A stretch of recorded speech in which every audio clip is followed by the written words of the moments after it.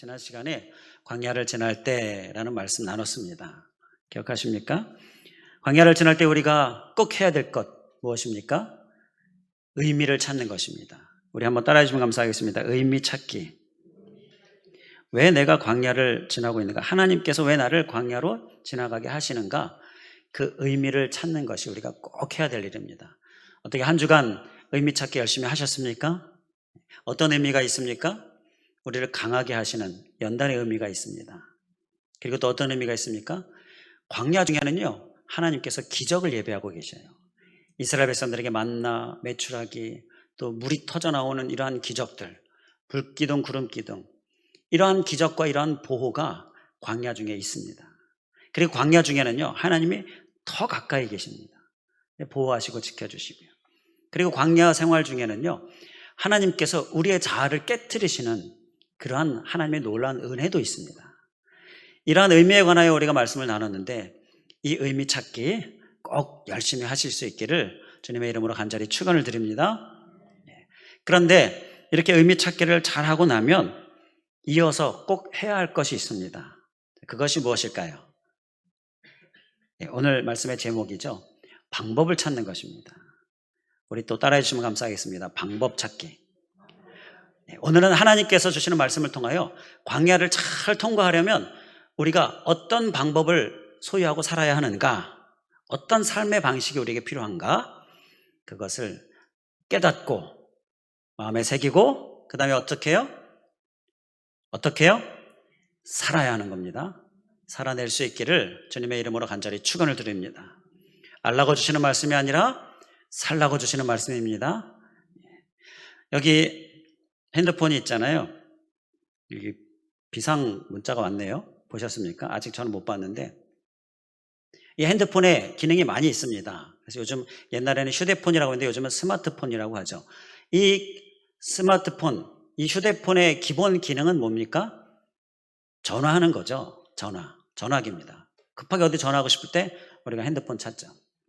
자, 이게 전화하는 기능을 가지고 있다. 뭐 그 외에 뭐 카톡이라든지 여러 가지 기능들이 있는데, 자, 그러한 기능들이 있다는 걸 우리가 알아요. 자, 그런데 알면 전화를 할 수 있습니까? 전화를 하려면 어떻게 해야 돼요? 하는 방법을 알아야죠. 방법을 찾아야죠. 방법을 배워야죠. 그래야 전화를 하는 거예요. 열어서 전화기 어플을 켜고 또 전화번호 찾고 그리고 이제 누르고 통화를 눌러야 전화가 되는 거잖아요. 바로 이렇습니다. 우리가 광야를 지날 때 의미를 찾았습니다. 그런데 의미를 찾는 것 중요한데요. 광야를 잘 통과하려면 실제적인 방법을 우리가 가지고 있어야 돼요. 그래서 그 방법대로 살아야 하는 겁니다. 방법대로 사는 것이 바로 방법을 찾는 그러한 오늘 말씀에서 우리에게 하나님께서 주시고자 하는 하나님의 메시지입니다. 자, 방법을 오늘 찾으면 방법대로 살아야 합니다.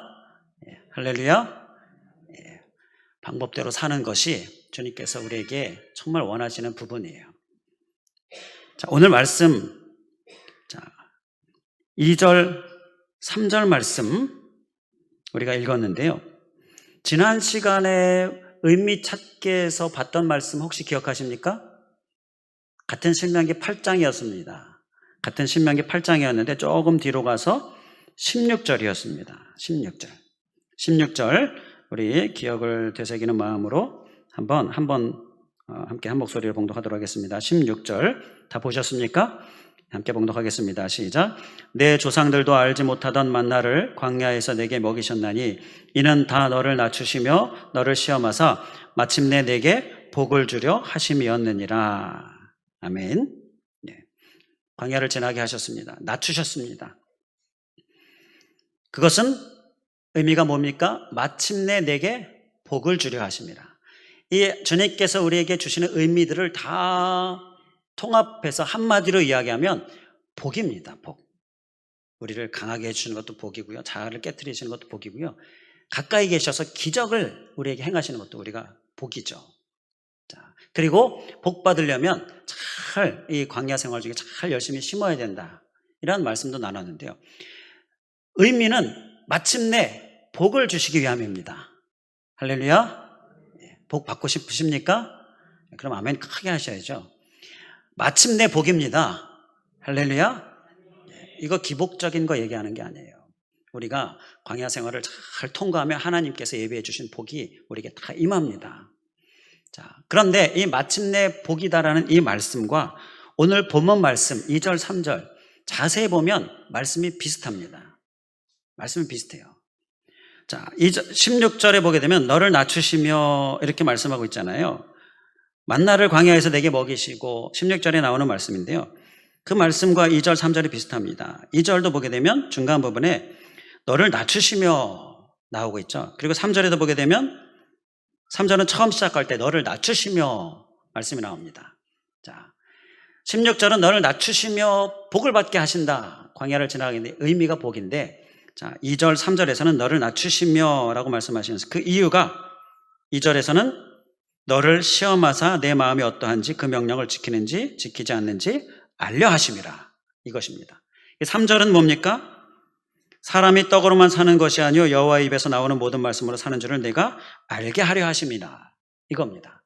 자, 비슷한데 끝이 다릅니다.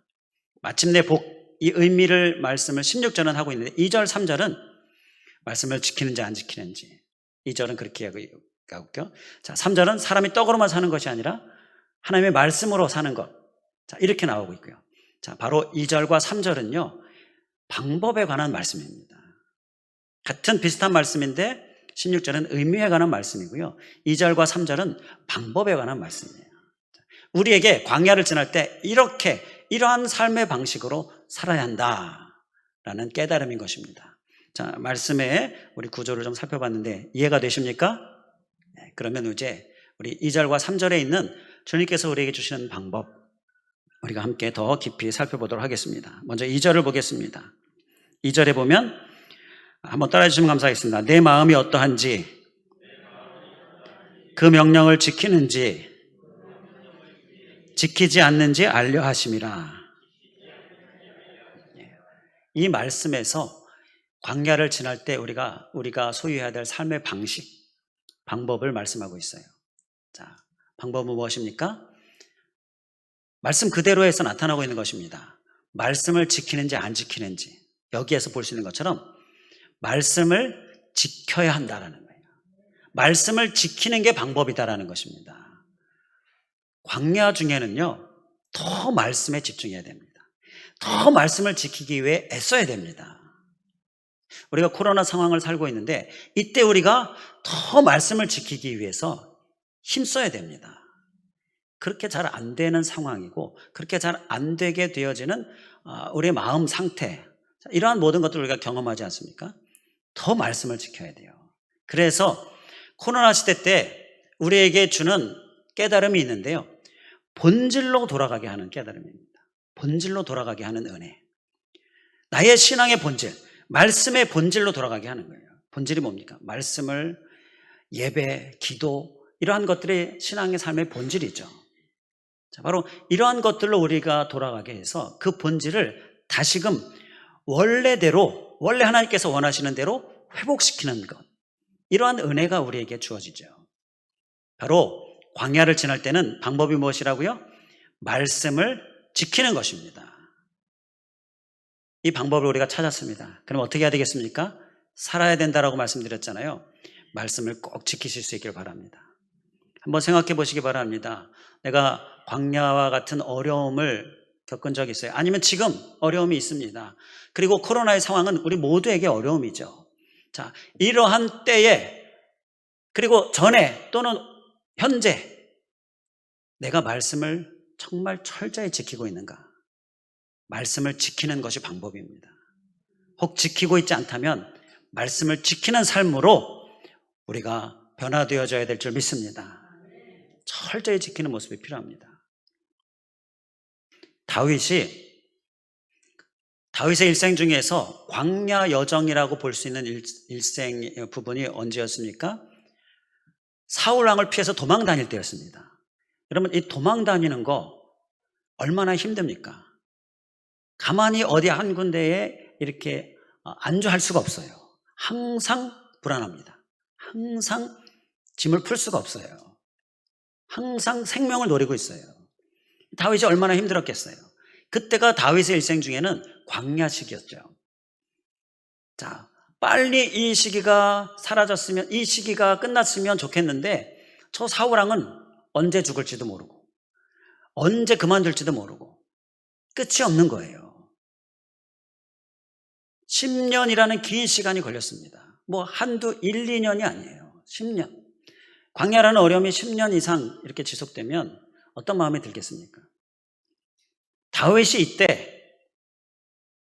광야 시간이 끝나는 절호의 기회를 경험하게 되는데요. 자, 그 절호의 기회가 언제였느냐 하면요, 사울 왕을 죽일 기회였습니다.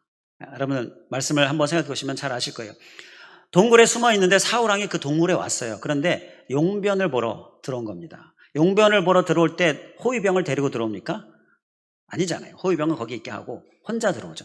또 몸에 갑옷을 입고 무장을 하고 무기를 들고 있습니까? 그것도 아니죠.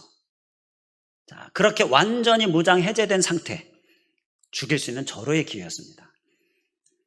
주변에 있는 다윗과 함께하는 추종자들이 같이 죽이자고, 절호의 기회다라고 얘기하는데 다윗이 어떻게 했습니까?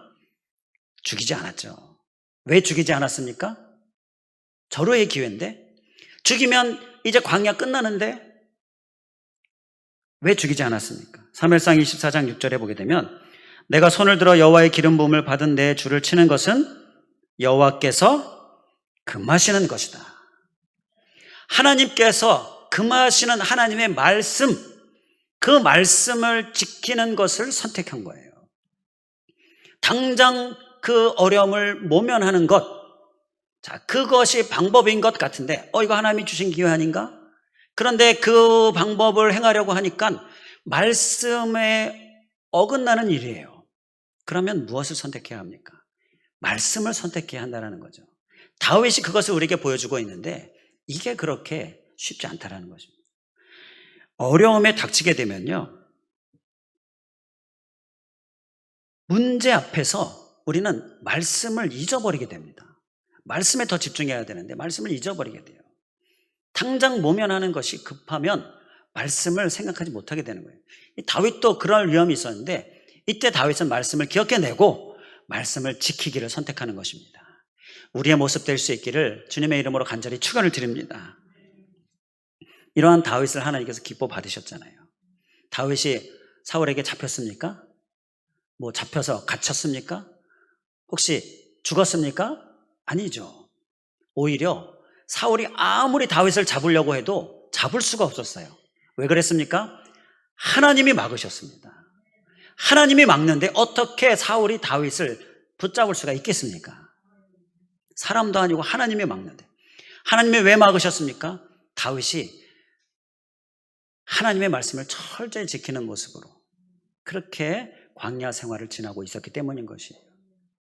결국 사울왕을 하나님께서 죽게 하시죠. 그리고 끝나게 하십니다. 다윗의 광야를 끝나게 하십니다. 그리고 다윗을 정말 모든 이스라엘 백성들이 추앙하는 왕으로 그렇게 마침내 복으로 이끄십니다. 우리 안에 절호의 기회라고 하는 것이 잘 보시면 말씀을 지키는가 아니면 말씀을 어기는가, 이거 잘 봐야 됩니다. 자, 절호의 기회인데 이렇게 하면 좋겠는데 이게 해결 방법인 것 같은데 잘 분별할 수 있기 원합니다. 말씀을 지키고 있는 것인가, 그것이 아니면 그 방법이 말씀을 어기는 것인가. 말씀을 어기는 것이라면 선택하지 않아야 한다는 거예요. 광야를 잘 통과하려면, 그래서 마침내 복을 받으려면 말씀을 지키는 것이 우리의 삶의 방식이 되어야 하는 거예요. 그게 방법인 것입니다. 이것이 힘들지만 우리는 더 말씀에 집중할 수 있기 원합니다. 마음이 힘들잖아요. 마음이 힘들면 보통 말씀에 더 집중해야 되는데 그게 잘 안 돼요.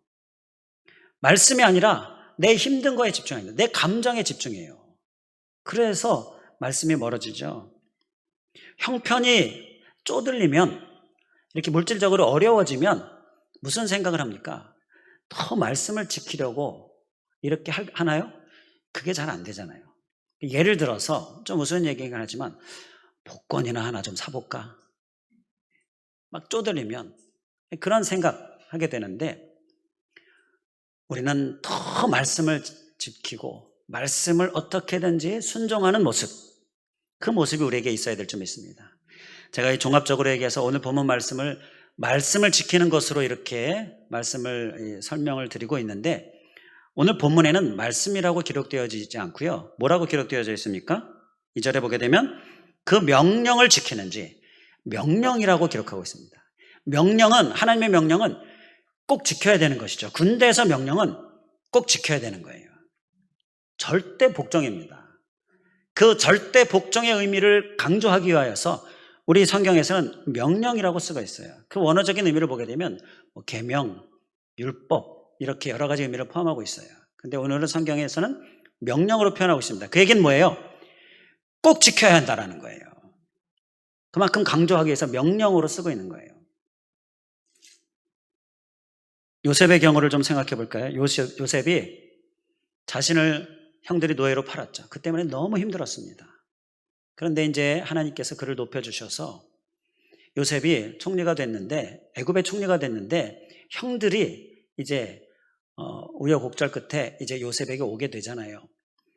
그리고 이제 요셉을 보는 형들이 요셉을 두려워합니다. 그 형들을 향하여서 요셉이 뭐라고 말합니까? 창세기 50장 19절에 보게 되면 내가 하나님을 대신하리이까? 나 하나님 대신하지 않겠습니다. 하나님 대신하는 것은요, 말씀을 어기는 거잖아요. 하나님 대신하지 않겠습니다. 나는 말씀을 지키겠습니다. 이렇게 얘기하는 거예요. 그리고 심지어 창세기 50장 21절에 내가 당신들과 당신들의 자녀를 기르리이다, 이렇게 돌봐주겠다고까지 합니다. 대신하지 않겠다. 그러니까 안갚음하지 않겠다. 보복하지 않겠다. 내가 정말 힘들었는데 상처받았는데 나는 이걸 되갚는 일 하지 않겠다. 내가 지금 권력이 있어도 하지 않겠다. 힘이 있어도 하지 않겠다. 이렇게 이야기하는 거, 말씀을 지키기 위해서 한다는 거예요. 그런데 그뿐만 아니라 더 나아가서 돌봐주겠다고까지 합니다. 이건 그야말로 원수를 사랑하는 거죠. 이게 인간의 의지로 가능할까요? 제가 생각해 봤는데 못할 것 같아요. 인간의 의지로는 못합니다. 요셉은요, 여기서 우리가 볼 수 있는 요셉은요, 그만큼 말씀을 지키겠다라는 그런 철저한 다짐과 그 굳은 믿음을 볼 수가 있는 거예요. 말씀을 지키겠다, 이 정도로 말씀을 지키려고 하는 모습, 이 모습을 우리가 요셉을 통하여 우리의 심령 가운데 새겨야 한다는 것입니다. 무슨 일이 있어도 말씀을 어기는 일, 그 일을 선택하지 않겠다는 거예요. 우리가 힘들고 어려울 때에, 광야 같은 시간에 우리는 말씀을 어기기가 너무 쉽습니다. 말씀이 지금 중요한 게 아니에요.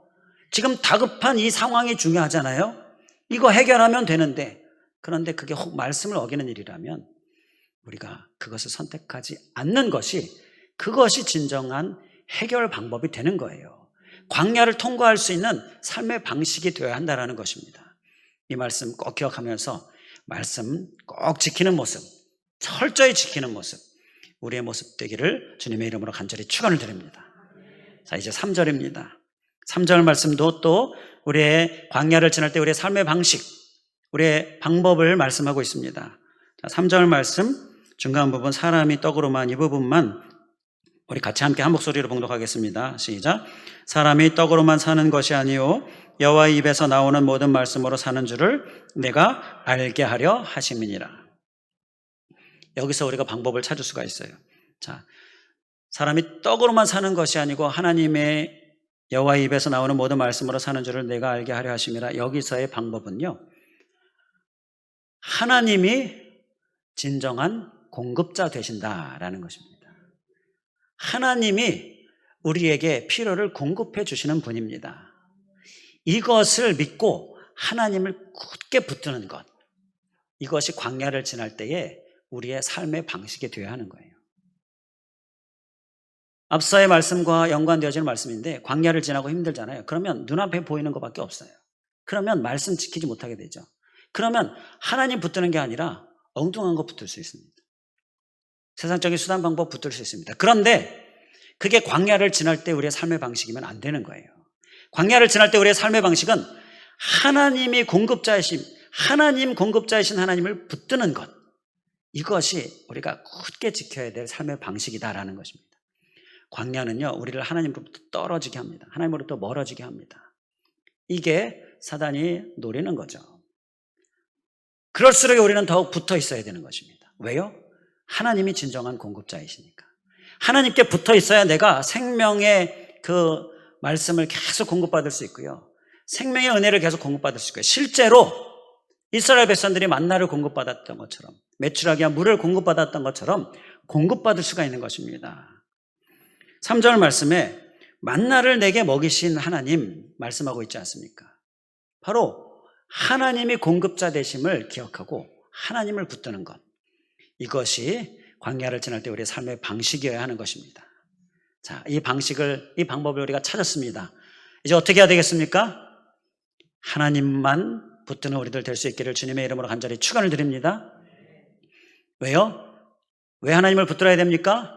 하나님이 진정한 공급자 되시기 때문입니다. 하나님이 진정한 공급자 되시기 때문에 하나님 붙드는 거예요. 이 말씀은 예수님이 사단의 시험을 받으실 때, 사단을 대적하실 때 쓰셨던 말씀이죠. 기억하십니까? 광야에서 예수님께서 사단의 시험을 받으실 때 첫 번째 시험이 줄이셨잖아요. 금식하시고 40일. 그래서 배가 많이 고프신 예수님을 향하여서 뭐라고 시험합니까? 이 돌을 떡덩이가 되게 하라. 그래서 먹으라는 거죠. 그럼 배를 채울 수 있으니까. 그런데 예수님께서 대적하십니다. 바로 이 말씀을 인용해서 사람이 떡으로만 사는 것이 아니라 하나님의 말씀으로 사는 것이다 라고 기록되어져 있다, 이러면서 대적하십니다. 바로 힘들수록에 떡에 집중하려고 하는데 그게 아니라 하나님의 말씀에 집중해야 한다는 거예요. 이 오늘 본문 말씀에 사람이 떡으로만 사는 것이 아니오 여호와 입에서 나오는 말씀으로 사는 것이다, 이 말씀에서 두 대조되어지는 단어, 떡과 말씀. 자, 배고프면 무엇을 먼저 붙드시겠습니까? 떡이 아니라 말씀이어야 한다는 거예요. 하나님을 붙들어야 한다는 것입니다. 하나님을 붙들면 하나님이 떡을 다 예비하고 계시는 거예요. 먼저 하나님 나라와 의를 구하는 것이 우리의 삶의 방식이 되어야 하는 것입니다. 사단은 계속해서 우리를 유혹할 것입니다. 그 유혹의 목적은 붙어있는 우리를 어떻게든지 떨어뜨려 놓으려고 하는 것이에요. 어떻게든지 쓰러뜨리게 하려고 하는 것이에요. 자, 그래서 우리를 유혹할 때 우리는 그 붙드는 손은 절대 놓지 않는 것, 이것이 우리의 삶의 모습이 되어야 될 줄 믿습니다. 욥이 신앙생활을 너무 잘해서 하나님이 그를 칭찬하시죠. 그에 대해서 사단이 뭐라고 말합니까? 그 얘기를 듣다가 사단이 하나님 아닙니다. 지금 욥이 신앙생활을 잘하는 것은 하나님이 주신 소유물 때문입니다. 그렇게 이야기합니다. 그러면서 욥기 1장 11절에 보니까 이제 주의 손을 펴서 그의 모든 소유물을 치소서. 그리하시면 틀림없이 주를 향하여 욥이 욕할 것입니다. 이렇게 이야기를 합니다. 하나님이 그렇게 해봐라. 그런가 한번 해봐라. 허락을 하시죠. 그래서 이제 사단이 하나님의 허락을 받고서 욥에 있는 재산을 다 빼앗아 갑니다. 그리고 욥에게 있는 자녀들도 다 생명을 가져갑니다. 그리고 심지어 욥의 건강도 칩니다. 자, 욥이 악창으로 정말 고통스러운 하루하루를 지냅니다. 그런데 사단의 말대로 되었습니까? 그렇게 되지 않았죠. 욥은 하나님을 붙드는 손을 놓지 않았습니다. 주변에서 친구들이 와서 아무리 유혹해도 하나님을 붙드는 손을 놓지 않았어요. 계속 하나님을 붙들었습니다. 그리고 하나님을 절대 부인하지 않았습니다. 이러한 욥을 하나님께서 기뻐 받으시죠. 그리고 갑절의 복을 주시죠. 마침내 복을 받게 되어지는 욥을 보게 됩니다. 우리는 우리의 상황 가운데, 급박한 상황 가운데 정말 절실한 필요들이 있을 때에 우리는 그것만 보게 되어지는, 이렇게 시야가 좁아지는 우리의 삶의 경험들을 볼 때에 광야를 지날 때 삶의 방식은 이게 아니구나. 이제는 우리가 명확하게 하나님께서 말씀하시는 삶의 방식으로 무장할 수 있기를 주님의 이름으로 간절히 축원을 드립니다. 공급자이신 하나님을 붙드는 것입니다. 하나님은 우리의 공급자 되십니다. 하나님의 공급이야말로 진정한 공급입니다. 이 하나님을 붙드는 손, 절대 놓지 않는 삶으로 우리가 광야를 잘 통과하고 마침내 복의 주인공 우리 모두 되실 수 있기를 주님의 이름으로 간절히 축원을 드립니다. 기도하겠습니다. 할렐루야. 감사하신 하나님, 오늘 광야를 지날 때 우리에게 의미 찾기를 말씀하신 주님, 이제 오늘은 광야를 지나는 삶의 방식, 방법을 우리에게 말씀하여 주심을 감사드립니다. 하나님, 광야를 지날 때 우리가 꼭 기억해야 할 것은 말씀을 기억해내고 그 말씀을 지키기를 선택하는 것, 우리의 삶이 되게 하여 주시옵소서. 또한 공급자이신 하나님을 믿고 그 하나님을 붙드는 우리들 될 수 있도록 인도하여 주시옵소서. 어두운 영 어떻게든지 하나님으로부터 떨어지게 하고 멀어지게 하고, 그리고 하나님을 붙드는 손을 놓게 하고, 그리고 문제에 집중하게 하고, 또 그래서 거기에서 하나님의 말씀을 다 까맣게 잊어버리게 하는 이러한 어두운 영의 역사가 있는데, 하나님, 우리는 쓰러지지 않게 하여 주시고 하나님을 더 붙들고 또 하나님의 말씀을 지키는 모습으로 광야를 잘 통과하고 복의 주인공 되어질 수 있도록 주님 인도하여 주시옵소서. 간절히 간구하며 예수 그리스도의 이름으로 기도하옵나이다. 아멘.